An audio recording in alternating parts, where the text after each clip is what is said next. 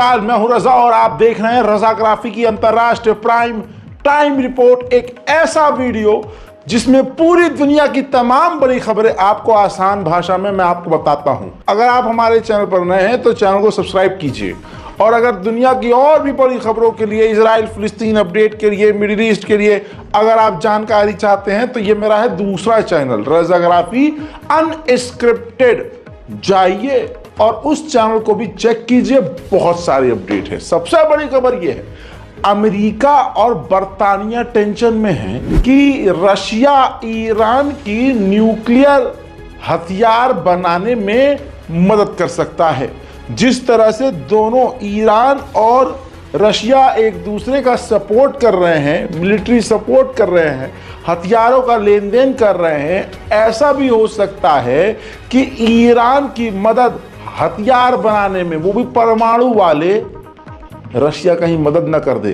बर्तानिया और अमेरिका ने चिंता व्यक्त की है। उधर ईरान ने, ये देखिए, अपने ही दम पर सैटेलाइट लॉन्च कर दिया है, लेकिन अंदर की खबर यह है कि रशिया हर तरह से सैटेलाइट लॉन्च में भी ईरान की मदद कर रहा है। वहीं ईरान के नए विदेश मंत्री ने साफ तौर से मीडिया से कहा है कि अमेरिका और वेस्टर्न देशों से हम बातचीत करने को तैयार हैं, लेकिन हम प्रेशर और धमकी नहीं झेलेंगे।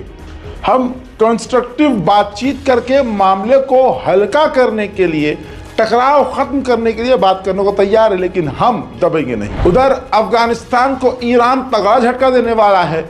20 लाख से ज्यादा अफगान रेफ्यूजीज को ईरान अपने मुल्क से निकालकर वापस अफगानिस्तान भेजने की तैयारी में है। उधर मेरे दोस्तों, पाकिस्तान के बैलिस्टिक मिसाइल, परमाणु मिसाइल प्रोजेक्ट को तगड़ा झटका लग गया है, क्योंकि जो चाइना की कंपनियां पाकिस्तान की मदद कर रही थी, अमेरिका ने उन चीनी कंपनियों पर बैन लगा दिया है, जिस पर चीन भड़क गया है। मेरे दोस्तों, चाइनीज जो है बहुत ऐसे होते हैं ससुरे गधे कहीं के कि वो गधा खा रहे हैं सॉरी, ये बात हकीकत है। रिपोर्ट आपकी स्क्रीन पर, पाकिस्तान से गधा इंपोर्ट कर रहा है।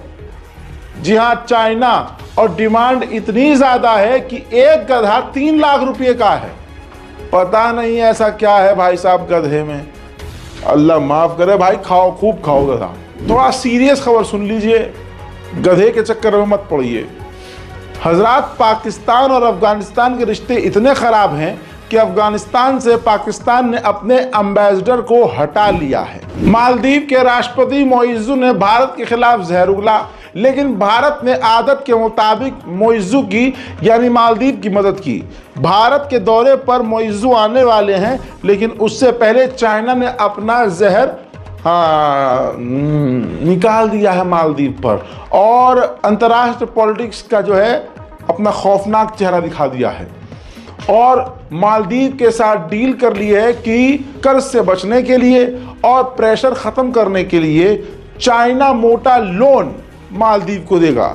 चाइना ऐसे ही करता है, गरीब देशों को इतना लोन देता है कि वो चुका नहीं पाते, फिर वो उनकी जमीन पर कब्जा करके मिलिट्री बेस बनाता है।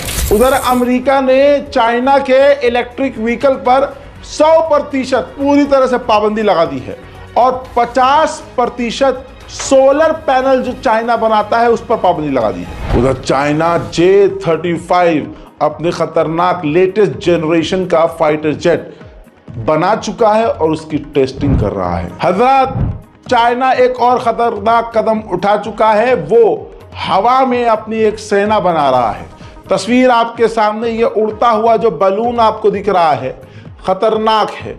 चाइना एयरशिप बना रहा है, ये हवा में उड़ेगी, और इसके अंदर कई तरह के एडवांस सिस्टम भी हैं। बताना चाहूँगा, चाइना कह रहा था कि हम अपने टूरिज्म को बढ़ावा देने के लिए कर रहे हैं, लेकिन एक्सपर्ट का दावा यह है कि चाइना इसको आगे चलकर हथियारों से लैस करेगा और आसमान में अपनी सेना तैनात करेगा। उधर चाइना ने अपने देश के लोगों के लिए कामकाज करने की, यानी रिटायरमेंट की एज बढ़ा दी है।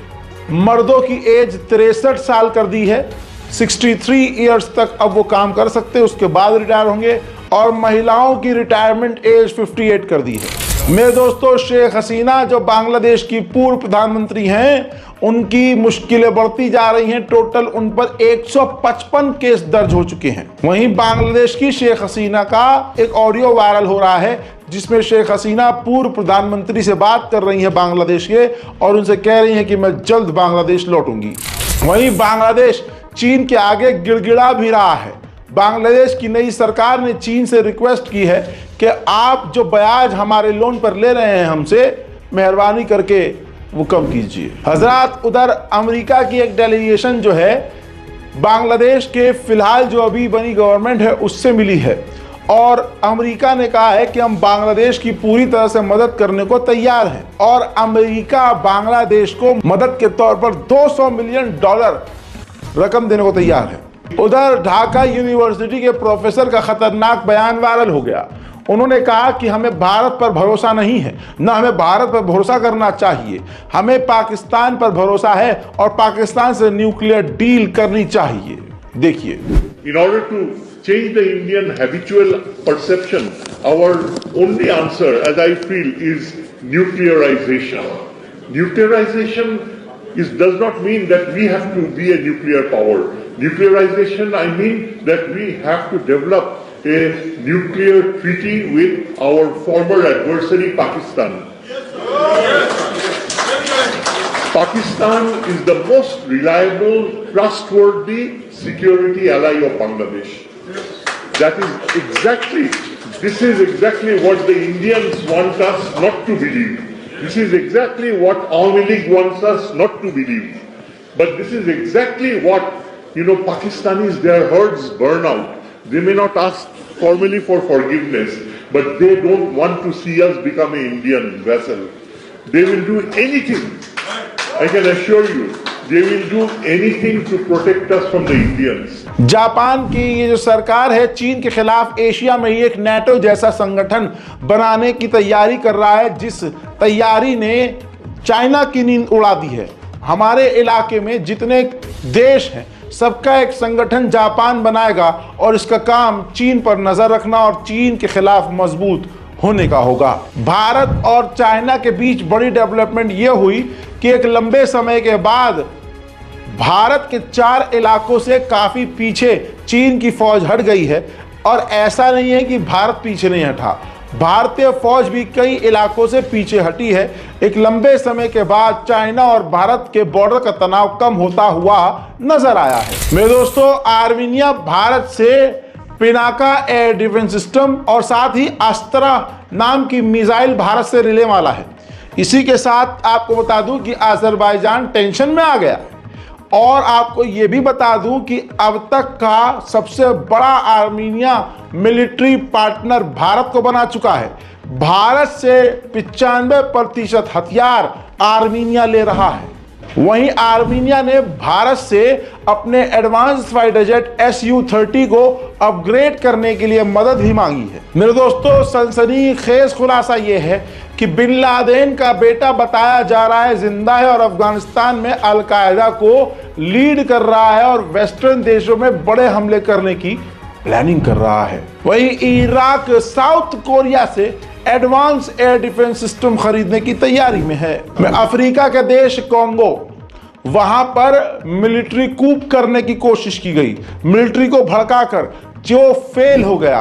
अब तस्वीर आपके सामने है। वहां की ईमानदार जो फौजी है, मिलिट्री है, उन्होंने कई सारे अमेरिकी और इजरायली कुत्तों को पकड़ा है।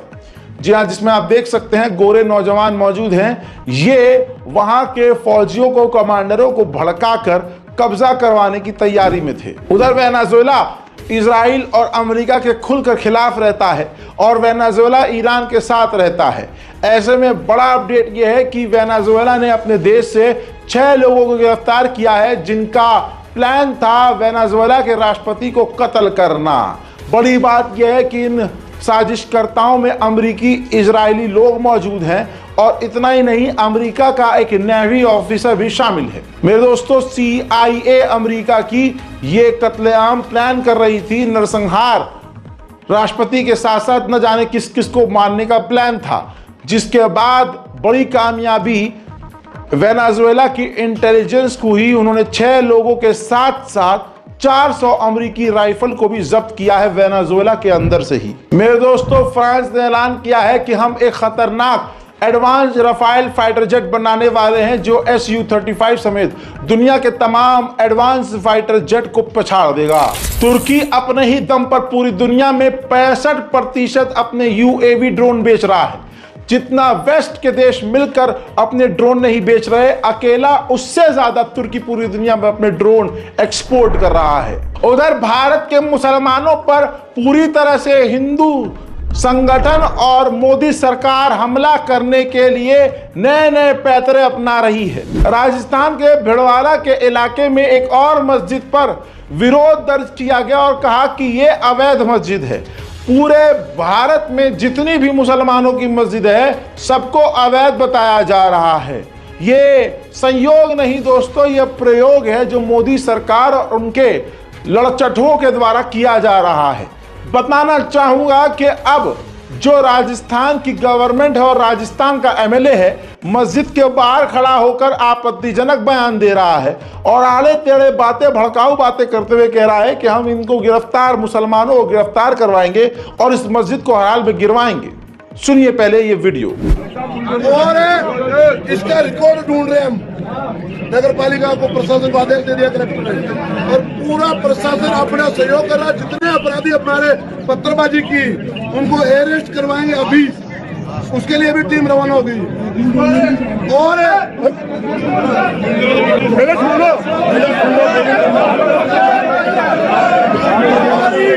हमारी जो अवैध जो निर्माण है इनका पत्थरबाजियों का, उनको हम ध्वस्त करेंगे, बुलडोजर चलाएंगे। सुन लिया दोस्तों, ये विधायक बोल रहा है, ये बीजेपी बोल रही है। वहीं आपको आगे बता दूं कि भिलवाड़ा राजस्थान में बाहरी हिंदुओं को बुलाकर स्पॉन्सर करके इलाके में दंगा करवाने की कोशिश की जा रही है और मस्जिद पर हमला करने की कोशिश की जा रही है।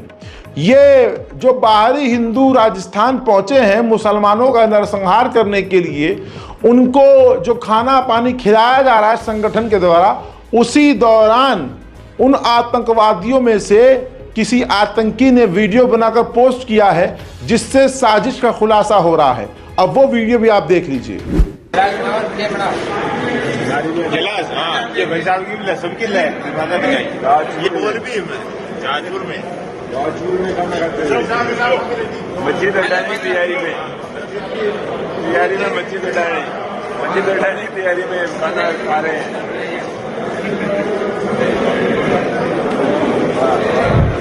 ठीक इसी तरह से हिमाचल प्रदेश मुसलमानों और मस्जिद का विरोध करते हुए हिंदू समाज के आतंकवादी मुसलमान दुकानों पर अब हमलावर हो चुके हैं और मकानों पर मुसलमानों के हमला कर रहे हैं। देखिए,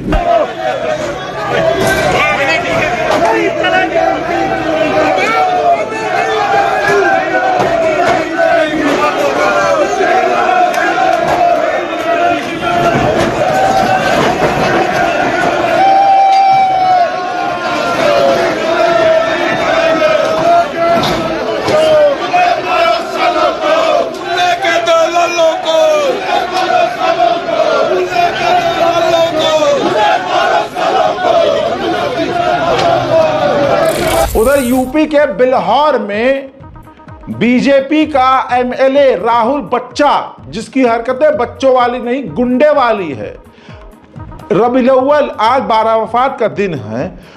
वहीं आपको बता दूं, इस दिन में पूरी गलियों को, इलाकों को मुसलमान लोग सजाते हैं। जैसे हिंदू अपने त्योहार पर पूरी गलियों को सजाते हैं, इलाके में पंडाल लगाते हैं, पूरी रात शोर मचाते हैं। उनके लिए कानून दूसरा है, मुसलमान के लिए कानून दूसरा है।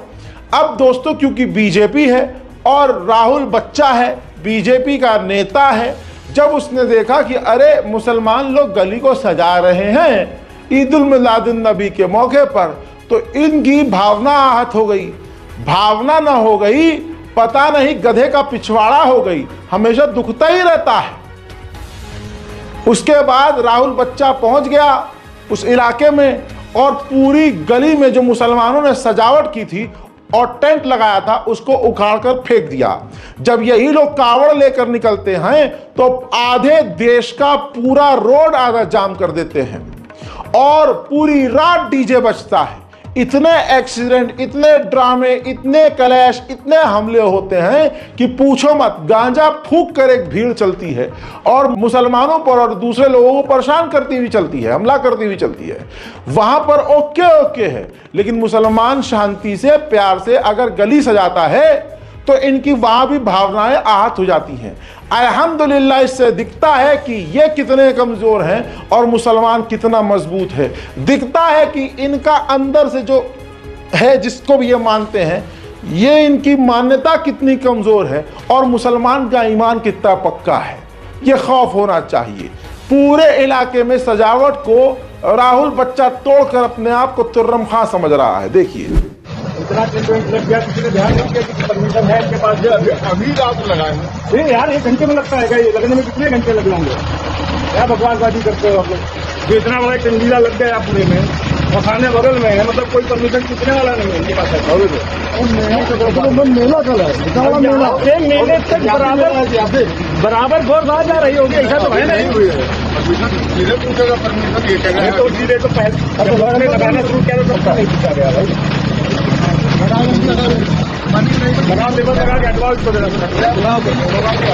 खैर मेरे दोस्तों, ये हमारे मुल्क का हाल है। अंतर्राष्ट्रीय रिपोर्ट में भारत की भी खबरें जरूरी थी तो आपको इस स्पेशल रिपोर्ट में मैंने दे दी। जमकर इस रिपोर्ट को शेयर कीजिए, अपनी राय लिखते रहिए कमेंट सेक्शन में और दोनों हाथ बुलंद करके अपने इस छोटे भाई के लिए दुआ